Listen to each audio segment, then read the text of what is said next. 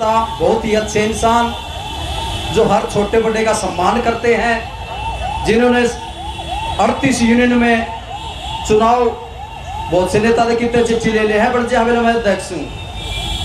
38 union का जो election हुआ उसमें जीत के आए, जो समाज के विरोधी थे वो जीत बर्दाश्त नहीं हुई और कोर कमेटी को छोड़कर चले गए।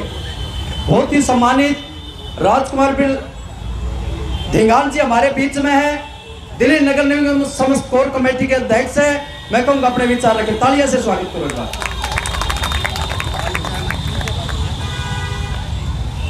धन्यवाद भैंसवाल जी। अखिल भारतीय मजदूर परिषद रजिस्टर्ड के संस्थापक और बहुत ही आदर के योग्य माननीय एस.के. चौधरी साहब, जिनकी एक विलक्षण पाठशाला का मैं भी एक छोटा सा अर्धनान सा छात्र हूं।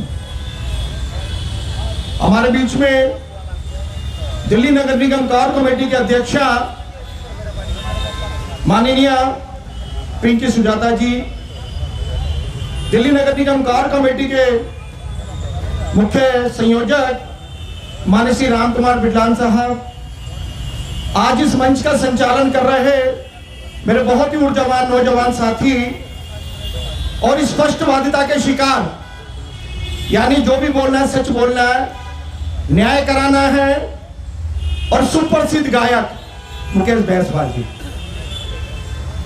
बहुत ही सम्मान के योग दिल्ली नगर निगम कोर कमेटी के कार्यवाहक अध्यक्ष। आपने अभी बहुत सारे विचार रखे स्पष्ट, और आपने कई बातों का स्पष्टीकरण भी किया।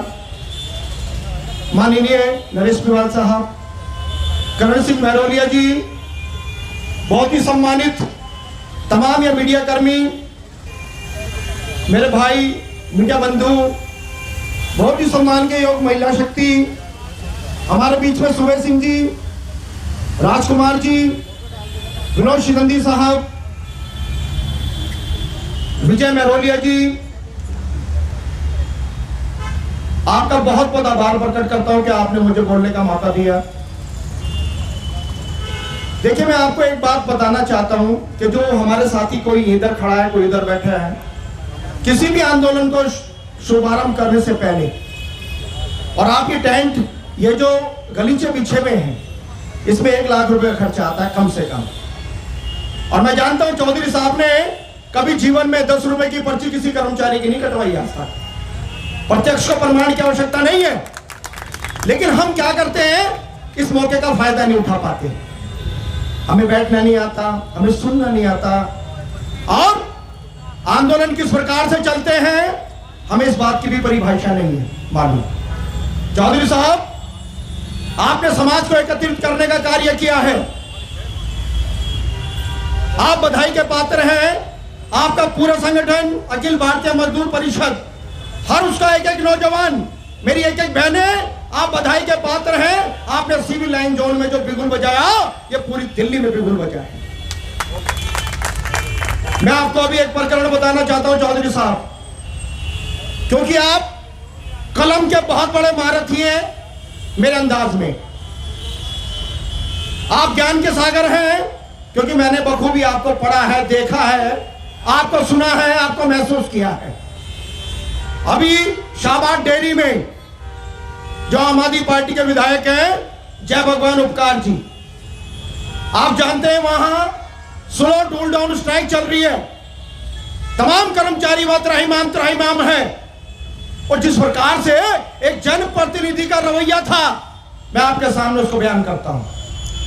हमने कहा, विधायक जी, यह स्लो टूल डाउन स्ट्राइक है, काम बंद हड़ताल है, आपके क्षेत्र में यह जनता त्राहिमाम कर रही है, और यदि आप माफी नहीं मांग सकते तो जनता के बीच में आए, अपने कर्मचारियों के बीच में आए, और आप एक्सक्यूज करें कि आगे से ऐसा इस प्रकार का कोई भी प्रकरण नहीं होगा।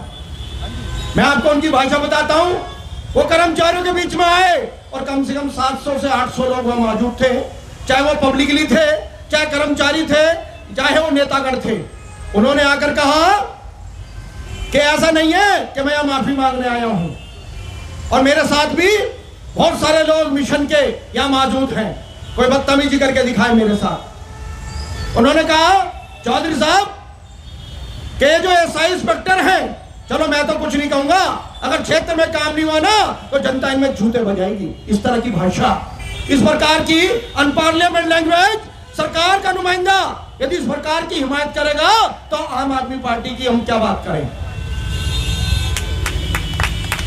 अगर सरकार में बैठा एक विधायक, members of the legislative assembly, जो विधानसभा का सदस्य है, जो कि क्षेत्र का निगम पार्षद रहा है, यदि उसके इस प्रकार के बयान हैं तो मैं उन बयानों की घोर निंदा करता हूं और आप तक ये बात पहुंचाता हूं। आज का जो विषय, आज का जो एजेंडा है, वार्ड नंबर 220 में जिस कर्मचारी की, मैं ये नहीं कहूंगा मृत्यु हुई, उसकी एक सोची समझी प्लानिंग के अंतर्गत उसकी हत्या की गई है। Ward number 20 Sanjay Gandhi transport, वो क्षेत्र है जहां वो कर्मचारी काम कर रहा था, हमारे परिवार का मेंबर काम कर रहा था। वो पीडब्ल्यू लोक निर्माण विभाग का क्षेत्र है और जबरन वहां के एसआई वीरेंद्र चौधरी ने एक प्रेशर बिल्डअप किया, एक प्रभाव बनाया कि आप वहां काम करेंगे, और ऐसा नहीं था कि वो कर्मचारी काम नहीं करता था। वो एक गरीब कर्मचारी, वो मरहूम कर्मचारी एक के साथ साथ 5-5 बीट उस क्षेत्र के साफ करता था। वो इतना डिप्रेशन में था, उसका इतना असॉल्ट किया गया, इतना हरासमेंट किया गया कि वो गरीब इस कंडीशन में नहीं था कि जब सामने से कार आ रही है तो अपना बचाव कर सके। एक कार ने टक्कर मारी, ऑन द स्पॉट मौके पर उस कर्मचारी की मृत्यु हुई, बल्कि हत्या की गई। इंडियन पिनल कोड में दफा 302 में उस अधिकारी को कम से कम 20 साल की सजा होनी चाहिए। हमारे बीच में दिल्ली नगर निगम कोर कमेटी के संरक्षक भाई पप्पी कंडेरा जी हमारे बीच में एक बार जोरदार ताली से अभिनंदन करें। भाई राजेश बेनीवाल जी हमारे बीच में, सरिता बागड़ी जी, इस मंच के माध्यम से आपका बहुत बहुत अभिनंदन है, हम आपका आभार प्रकट करते हैं। हमारे बीच में महावीर डीका जी, आपका बहुत बहुत सम्मान है इस मंच पर। तो चौधरी साहब, कई बारी डिप्टी कमिश्नर से बैठक के पश्चात अभी तक उस परिवार को इंसाफ नहीं मिला है, जबकि डीओपीटी की गाइडलाइन है। उसके साथ साथ आपके परिवार में ऐसे भी कर्मचारी हैं जो बार बार शिकायत करते हैं कि 28 वर्ष हो गए हैं लेकिन आज तक हमारी सूखी धरती पर कोई मूसलाधार बारिश नहीं हुई है। 28 वर्ष का मतलब है कि जो कर्मचारी 20 वर्ष की उम्र में लगा था, आज उसकी उम्र 48 वर्ष हो गई है, किसी की 50 वर्ष उम्र हो गई है। हजारों कर्मचारियों की मृत्यु हो गई है, लेकिन आज तक उनका नियमितीकरण नहीं हुआ है। जबकि डिपार्टमेंट ऑफ पर्सनल ट्रेनिंग, जिसमें यह प्रावधान है, जिसका यह प्रोविजन है कि यदि किसी भी कर्मचारी की 240 हाजिरी होती है तो उसका नियमितीकरण होना चाहिए। यह हमारा कानून है, यह कॉन्स्टिट्यूशन में यह ऐसा प्रावधान है, और लेबर कोड में और श्रम कल्याण कानून में इसका जिक्र है। ये जो गाइडलाइन है ये हम लोगों ने घर पे नहीं बनाई, ये केंद्र सरकार की अपनी एक गाइडलाइन है जिसके आधार पर कर्मचारी का नियमितीकरण होना चाहिए। मैं आपको अवगत कराना चाहता हूं, आपके नेतृत्व में आने वाली 11 अक्टूबर को दिल्ली में सिविक सेंटर गेट नंबर 5 पर आपकी कोर कमेटी का एक प्रदर्शन है, जिसमें हम मेयर के खिलाफ एफआईआर कराएंगे, हम दिल्ली के कमिश्नर माननीय ज्ञानेश भारती के खिलाफ एफआईआर कराएंगे, क्योंकि जब जब दिल्ली में हड़ताल हुई है ये लोग उसको इलीगल घोषित करने का प्लान करते हैं। ये मंसूबा बनाते हैं कि हम लोग हड़ताल पे क्यों जा रहे हैं। हड़ताल पे जाना हमारा जन्मसिद्ध अधिकार है, हमारा फंडामेंटल राइट है, और जो हमारा अधिकार ये भी है कि हम आंदोलन कर सके, लोकतांत्रिक प्रक्रिया है। हम भारत देश में, हम भारत देश के नागरिक हैं, और भारत देश में हम उस गवर्नमेंट एम्प्लॉय हैं, हम किसी लाला बलिया के नौकर नहीं है। हम हड़ताल करें तो आप कहते हैं आपकी हड़ताल इलीगल है, आपके ऊपर एस्मा लगेगी। हमने 28 वर्ष काम किया है, हमने 28 वर्ष मलमूत्र का मंथन किया है, लेकिन अगर काम नहीं किया तो आप लोगों ने, कमिश्नर ने हमारा कोई काम नहीं किया था। अगर एस्मा लगेगी तो कमिश्नर के ऊपर लगेगी, अगर एस्मा लगी तो मेयर के ऊपर लगेगी, किसी कर्मचारी के ऊपर कोई एस्मा नहीं लगेगी। 28 वर्ष में जिस प्रकार से आपने शोषण किया है, हमारा दमन किया है, इसको पूरी दुनिया जानती है। हमारे देश के प्रधानमंत्री कहते हैं अच्छे दिन आएंगे, अच्छे दिन आएंगे। हम कहते हैं कि कैसे अच्छे दिन आएंगे, कि कैसे दिन अच्छे दिन आएंगे। आप लोग क्या करते हैं प्रयागराज में? आप सफाई कर्मचारी के पैरों को धोते हैं, उससे काम नहीं चलेगा। मोदी साहब, अगर कुछ देना है तो उनका 50,000 रुपये वेतन करो जब हमारे अच्छे दिन आएंगे। अभी सुप्रीम कोर्ट की जजमेंट है, इक्वल वर्क इक्वल पे, यानी समान काम का समान वेतन दे।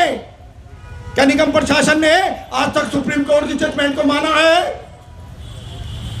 निगम प्रशासन ने सर्वोच्च न्यायालय की बराबर अवहेलना की है। अगर आप हमें पक्का नहीं कर सकते तो इक्वल वर्क इक्वल पे, अगर यदि 50,000 रुपए किसी कर्मचारी का वेतन है तो कच्चे कर्मचारी को भी 50,000 रुपए वेतन दो। ये कानून है। मैं ज्यादा नहीं बोलते हुए अपने शब्दों को यही विराम देता हूं, क्योंकि और बहुत सारे प्रवक्ता हैं, और बहुत सारे वक्ता हैं। और मैं बधाई देता हूं आपको चौधरी साहब, हमारा जो प्रदर्शन कामयाब है, इसकी आवाज केवल दिल्ली में नहीं गूंजेगी, पूरे भारतवर्ष में आपका बिगुल बजेगा। धन्यवाद।